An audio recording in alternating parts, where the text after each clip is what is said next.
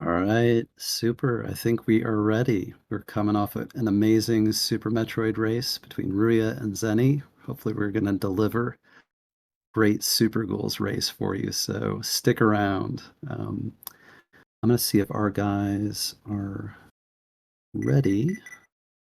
Yep, they're ready. So I'm gonna count them down.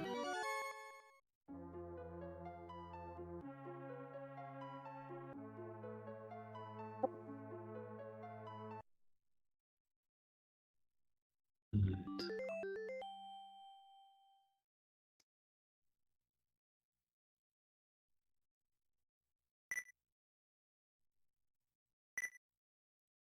Okay, both our guys are ready. So I'm gonna start to count them down,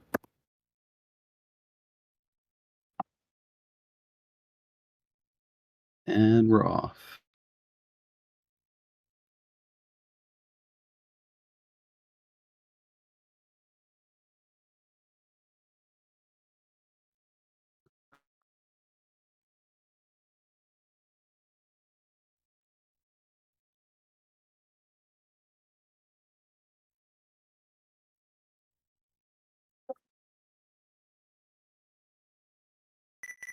You guys, you should go if you're ready.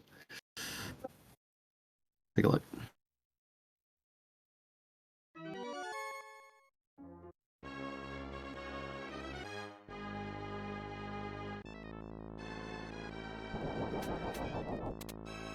There we go. Okay, super. We're set. We've got daggers for both of them, which is just optimal. That's the weapon that they both want at this point. So once again, I'm Darth Cubius, and here we have a race between Sumono-san and Telio. Telio's the number 6 in the world, and Sumono the number 8.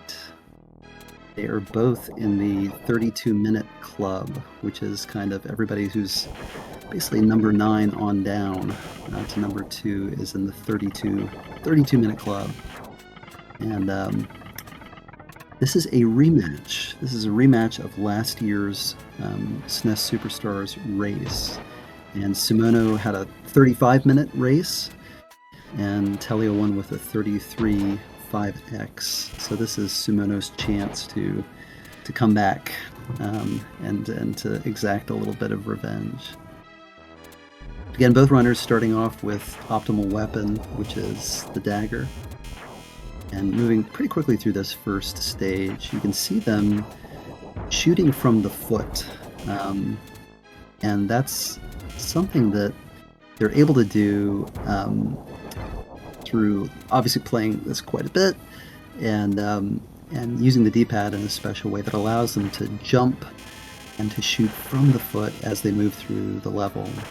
You'll notice both racers are really going to be jumping through the entire game. It's actually just that much faster. I mean, I want to say it's like 4 to 5% faster, so it adds up over the course of a run.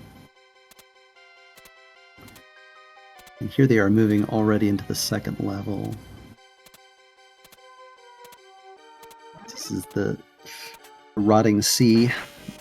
It starts out in the ship, and this is if you see Telio, he's using a strat that was developed by a Brazilian runner named Matamade, and Sumono will use the same strat. It's called the B strat, where you turn into a bee and then you boost and you take damage. And it was something that was discovered kind of back when JC was running this. It was discovered, and then all the runners kind of put it into practice, and it saved them some significant time. It was a very exciting time in the kind of history of running this game.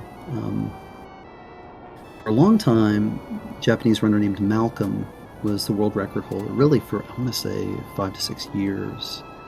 And then JC came onto the scene, and I'd been playing this and running it, and I didn't really have any idea who JC was. I just didn't have a clue. I'm like, who is this guy who thinks he's going to like come in here and do this? And in the span of like, I say 6 months, JC had gotten the world record from Malcolm, who really seemed unbeatable.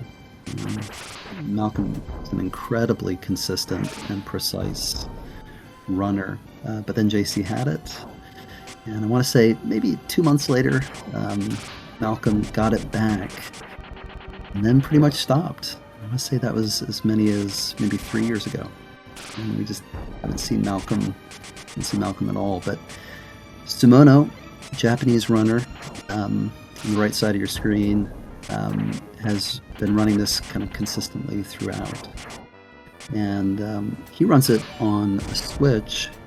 Teleo runs it on original hardware, and there really used to be kind of a discussion or a debate around whether you could get a very good time basically on a Switch. Could you get into the 32-minute club on a Switch? But Sumono has certainly proved that wrong, as has a number of other Japanese runners who've kind of come onto the scene. There's been a real renaissance of Japanese runners who are running this, including one named Halfword, who on a Switch matched Malcolm's world record at 32:22. So exciting stuff.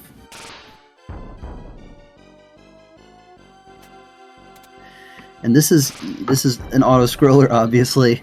It's really not much fun to watch. I can assure you, it's much more fun to play.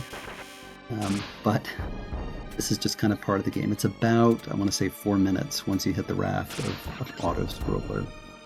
And so they're moving through it nicely.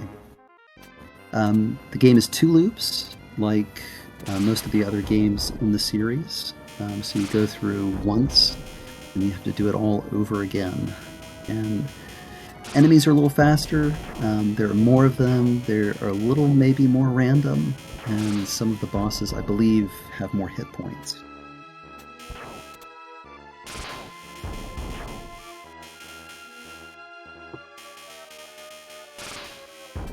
We're moving in on Barnacle Bob. We should be the Barnacle Bob pretty soon.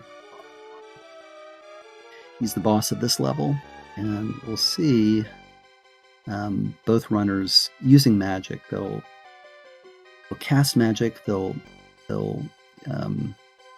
use a few hits, and then they'll cast magic again. You see Teleo there just jumped and did 3 daggers. That's a thing called storage, where basically if you fire 3 daggers like that, the next use of your weapon, whether it's magic or dagger, will inflict more damage in terms of hit points. So you store, in effect, for that next hit. So you'll see them doing that throughout the game, that they'll kind of randomly hit, sort of use 3 daggers, and then they'll move on, and then the next hit will be sort of more powerful. So, and they are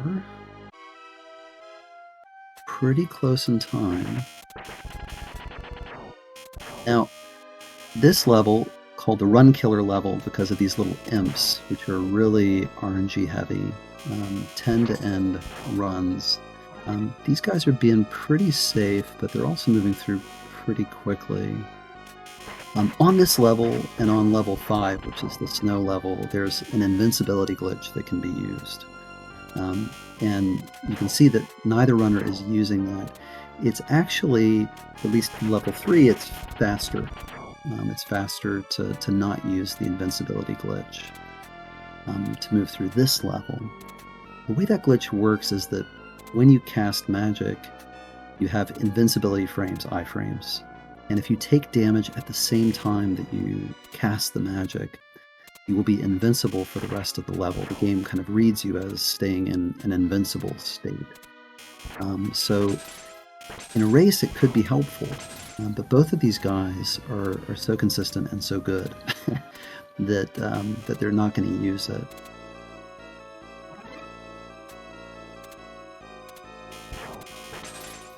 Both moved into what are called the tower sections. There are 5 towers, and the first part, you have a lot of bats, and you have these kind of stone statues that you have to destroy in order to move through. And in the final, let's say, 2 towers, we will start to see goblins falling from above. And those can be really nerve-wracking, especially, again, as you're kind of jumping through the entire game. So once you jump in this, you really commit to a particular direction. You can't adjust midair. You can jump again in midair, but you can't really adjust direction the way that you can perhaps in other games. So They are both moving into... Atelio's a little bit ahead, it looks like. Atelio's moving into this fifth tower, so let's watch out for these goblins, because they are super gnarly. Yep, he's good. He's in good shape. So we're going to see here Telio fighting the final boss called Deathcrawler, and there's a nice little setup that's done. It's really done. I think it's pretty much done on an audio cue, so cast magic. And great. Super. And Sumono not far behind.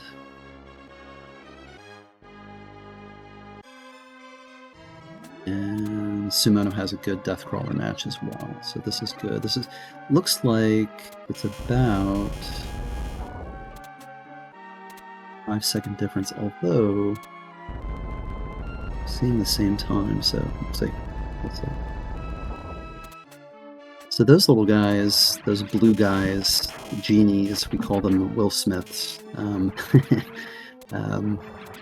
nobody has put Chris Rock's famous reaction to Will Smith slapping him into a voice command yet for this game, but here I am calling for that. I hope that somebody in the Super Rules world will create a command like that so that when we get hit by the genies, we can use that voice command.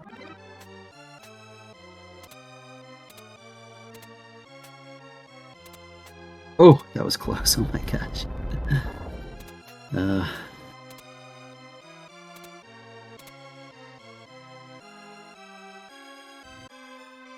Okay, so Telio moving into what's called the Ghouls' stomach, and it's pretty gruesome. Every time my kid sees this, he's like, "That's disgusting," and it is. But this is, you know, this level is, I would say, kind of recognized as a sort of breather level, let's say, between the difficulty of level 3 and level 5, the incoming level, the sort of ice level or the snow level.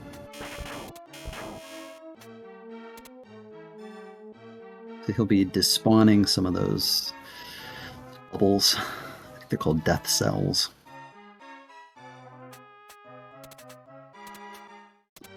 Yeah, the apple pie ride, yeah, for sure.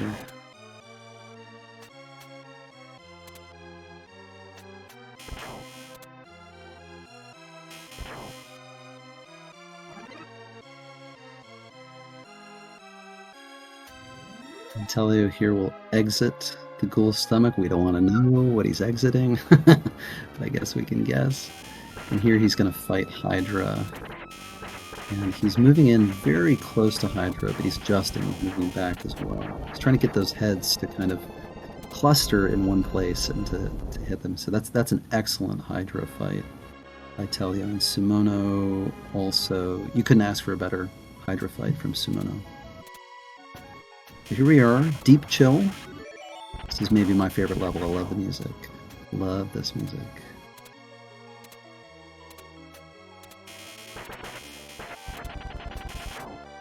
Telio's going to wait a little bit on that. They're handling the bad luck flowers expertly. Telio, yep, good. Yeah. And Telio just, that's a woo. Telio has dispatched the woo. Is now moving into what's called the Ice Cave, where we have these icicles, ice tentacles that kind of spawn, and they don't do damage until they're kind of fully grown. And on top of it, you've got those Ghost Riders. It's not their name, but... So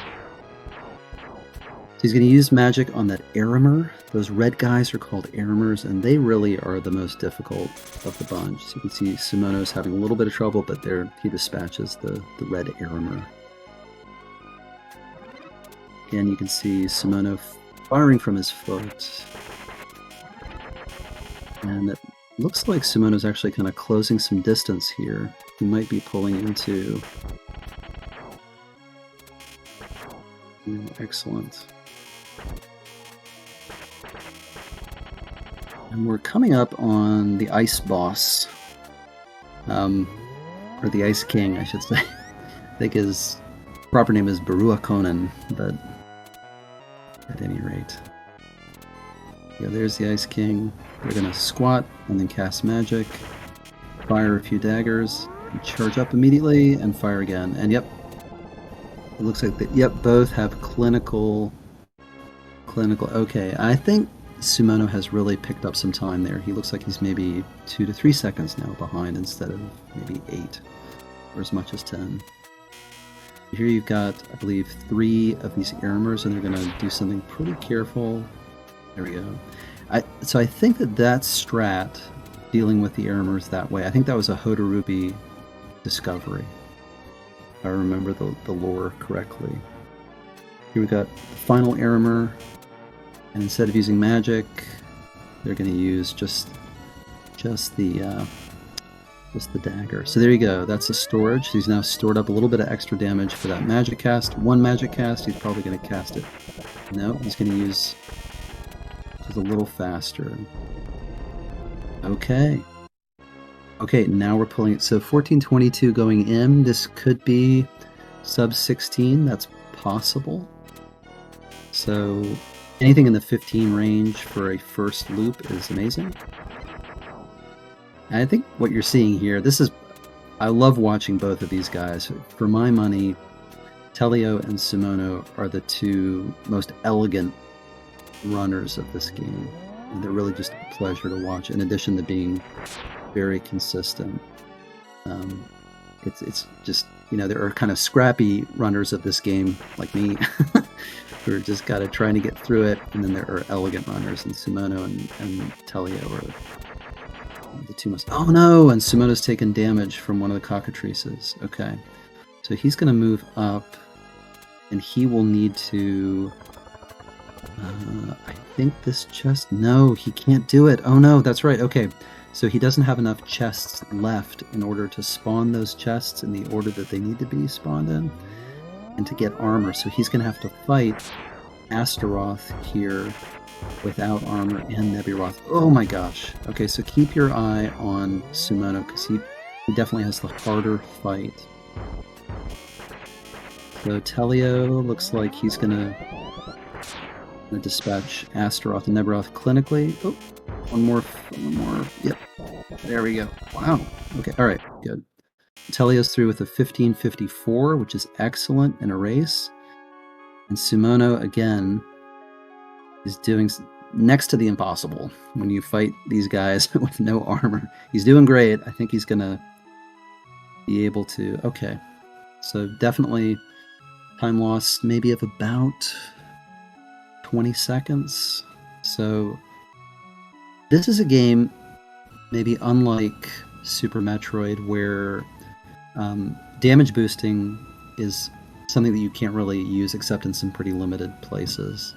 It's not like a strat that you can use kind of throughout the game in order to improvise your way through different parts of different levels.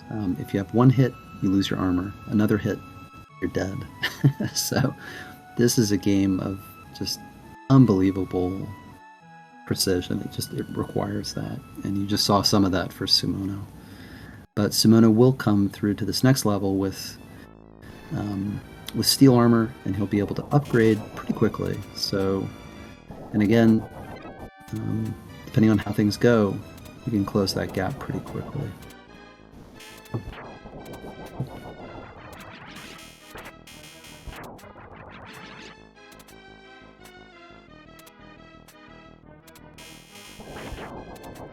Let's take a look here. So you can see enemies moving maybe a little more quickly, a little more randomly.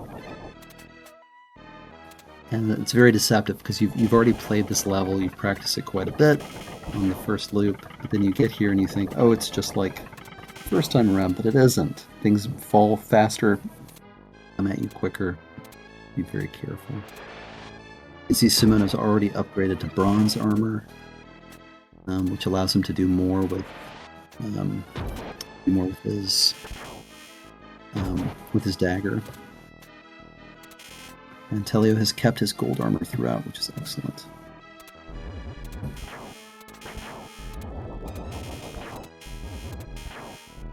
What will be interesting this second time around is that you have to get a weapon called Bracelet in order to go through to the final boss, Sardius. Now, you can get the bracelet as early as the 5th level, the ice level. And it kills bosses a little bit faster, but it's much more dangerous because you have to get closer. You have to kind of close with the boss and and risk damage. So it will be interesting to see if either Telio or Sumono opt for an early bracelet, or if they wait until the 7th level, before Sardius to do that.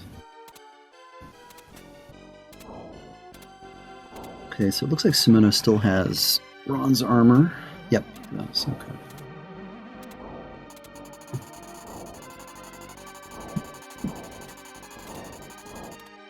This is probably a good time to share that, as I mentioned earlier, we had a runner from Japan named Malcolm who really held the world record just for quite some time. This is the only game he played, and he was excellent is understating how good he was at this game. But in the past about year, another Japanese runner named Fchika has come along and began with Ghosts and Goblins, or maybe it was Ghouls and Ghosts, and has walked through each game in the series, each of the kind of major game in the series, and gotten the world record. So Ghosts and Goblins, Ghouls and Ghosts. Then he went on to Ghosts and Goblins Resurrection, and then he circled back to this game, Super Ghouls and Ghosts, and discovered, I think, what we knew, which was that on level 5 you could use an invincibility glitch, but discovered that it really did shorten the game enough that level 5, in a sense, for people who want to chase after records, is kind of dead as a level that you would run with no glitch. So, in other words, it's something you run on glitch now. And so, Fchika recently, within the past 3 to 4 months, got a 3153. So it's gone below the 32 mark. So here we are again, just auto-scrolling away,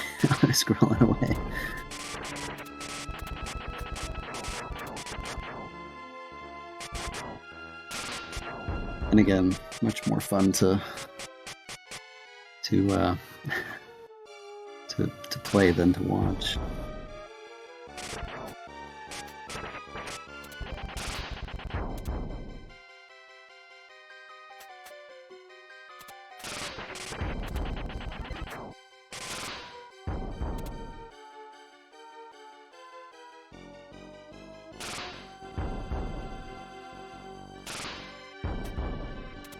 To see Telio, he will spawn that chest, and then another over here. He'll open this one. It'll give him bronze, and then he will open that one and have gold, and that'll put him in a good place to fight the boss, Barnacle Bob, who I believe has more hit points this time around, and also he can fire conch shells a little more erratically, so he'll need to be careful. And we'll see if Telio opts to... No, that's right. In this way around, it's better to keep the shield. You may have seen them lose the shield at some points during their run, and that really has to do with the way that the game is programmed, as I understand it. There's sort of... If there are more sprites on the screen, there's more lag. You may have noticed the significant lag in some of the levels, like the beginning of level 3, also the beginning of level 1. So lag reduction, any way that you can get lag reduction by killing enemies off screen or killing them when they come on screen as fast as you can, is a way to reduce lag and so have a faster run. Telio's charging up. He's going to cast magic. Get in a couple of shots. He's keeping his distance, which is good. And that should do it. Great. And he should receive the key at the bottom of the wave cycle. Good. That's perfect. You can't ask for a better Bob fight. Later, Bob. Telio's gone through at 23:17. take a look. This is where he needs our prayers and good thoughts. This is one of those places where you can lose your armor pretty quickly and unaccountably. 17. So Sumono maybe 13 seconds behind. I'm reading that right. Okay. Good. It's looking good for Telio. Super. Yep. Good. Telio was definitely careful, but also went through there really quickly. There are even more careful ways to kind of move through level 3. Sumono, on the other hand, is going through very quickly. He knows he needs to make up some time, and this is one of those levels, like 5, where you can really make up some time if you're willing to risk a little bit more. Here's the armor. The Telio is just having a clinical game. This is really... I've been watching these guys practice throughout the week, and each day they were nailing 33s. So 33 minutes in a race is really good. It's really fast. So hold on. You could really be in for something pretty special here.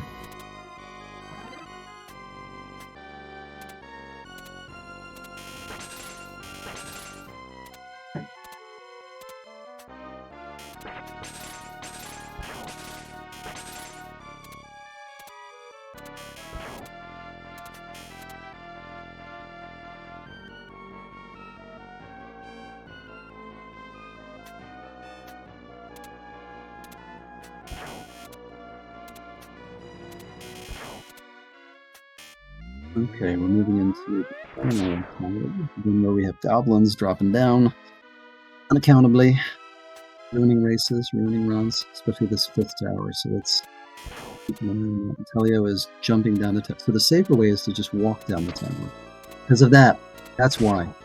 Oh my gosh. Okay, so Telio's going to have to fight Deathcrawler with no armor, which will be interesting. That will be interesting. Now, watch how he does it, because even though this is scary, Telio will do this very quickly. Amazing. That is incredibly difficult. You jump a little too high there, you're dead, you start over, you lose 2 to 3 minutes. Amazing. That's a 1-cycle Deathcrawler kill with no armor in a race. So, Sumono's closed the gap a little bit. This is great. We're going to have a little bit of a race here.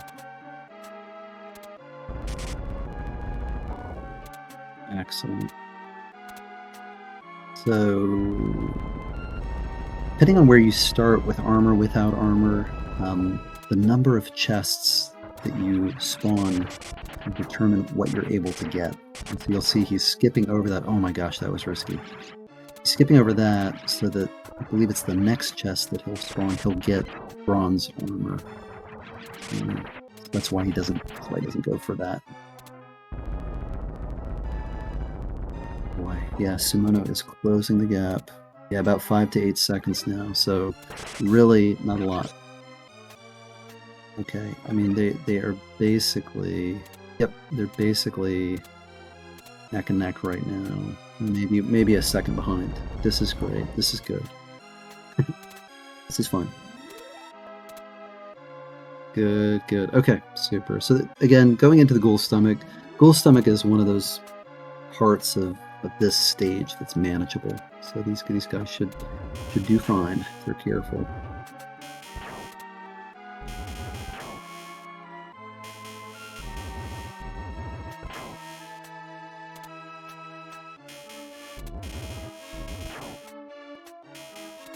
Really good. Okay, you want to get rid of that guy?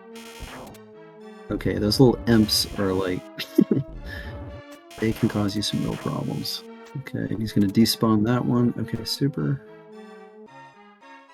Okay, yeah, so things are a little bit reversed. Level 1, Sumono was moving through with just bronze armor. Telio had his gold, and now the rules are reversed. Again, if you're joining us late, this is a rematch race that happened last year, where Telio had a 33.5x and Sumono had a 35. So this is kind of Sumono's chance, but we shall see. Let's see how they both handle the Hydra. This is going to be great. We're going to get kind of a side-by-side comparison.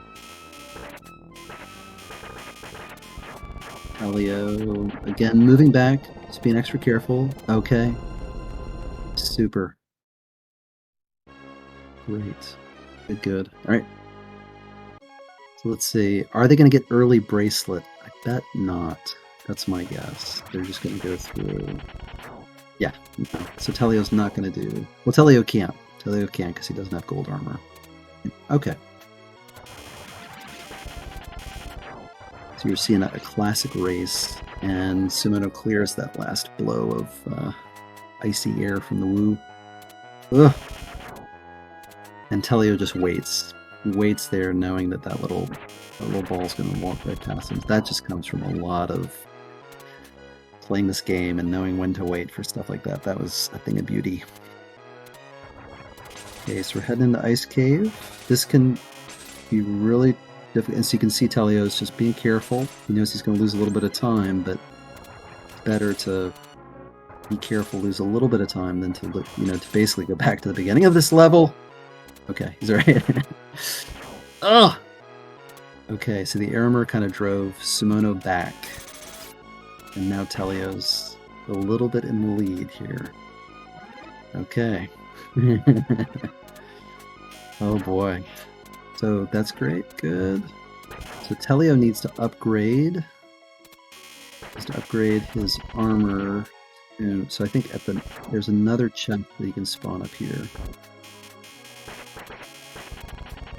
So here he will spawn that chest, he will take that armor, and that'll obviously not only allow him to dispatch the final boss more quickly, but also you have to have gold armor, I believe, with your shield in order to get the Goddess Bracelet. And that again in order to fight the final boss. Oh my gosh. Okay. Good. Okay.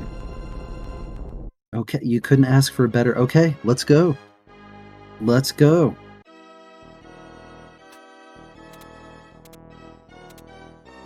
Alright, I'm going to be a little bit quiet here and just let these guys run and let you enjoy.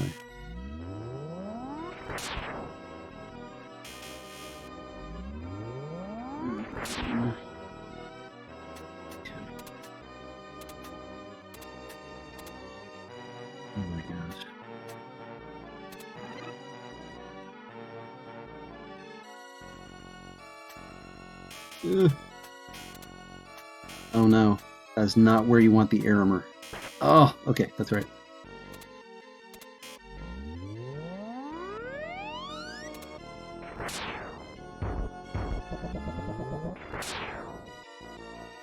Oh no, okay, that's alright. That's okay.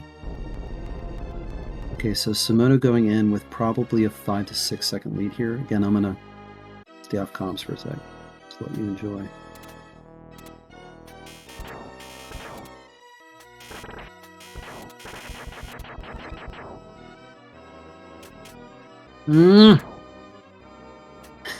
Sorry. Oh my gosh. Okay, okay. Oh! Sumono gonna get hit by that?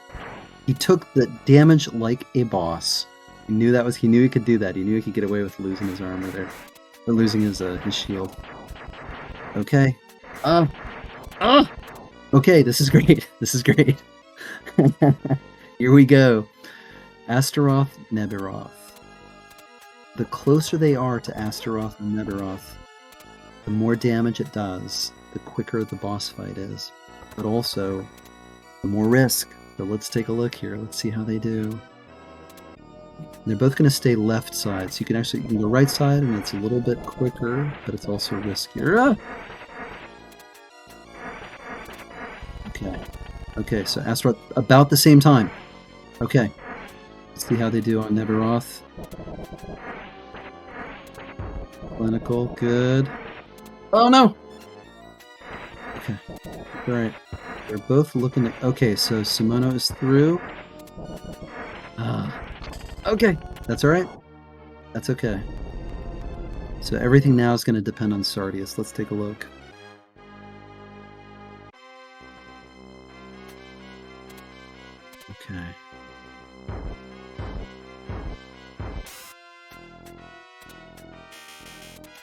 That's an excellent first cycle.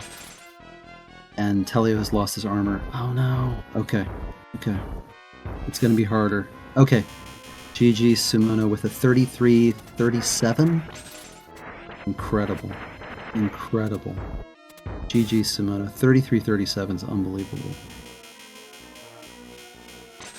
And let's root for Telio. Let's keep Telio.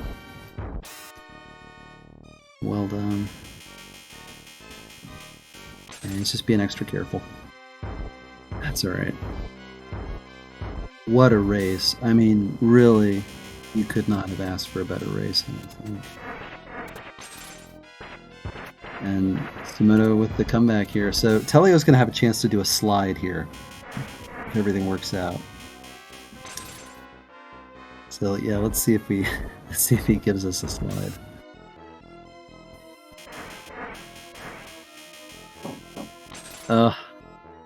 It's almost like the roles are reversed. So Telio last year was a 33.5x, and I wonder if for this year it's going to be 35 for him. And Sumono was 35 last year.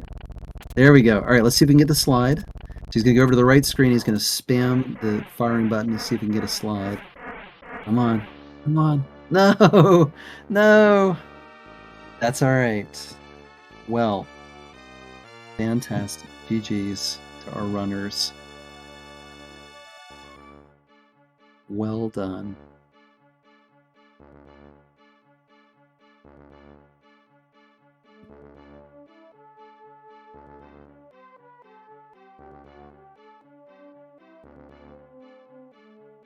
Super.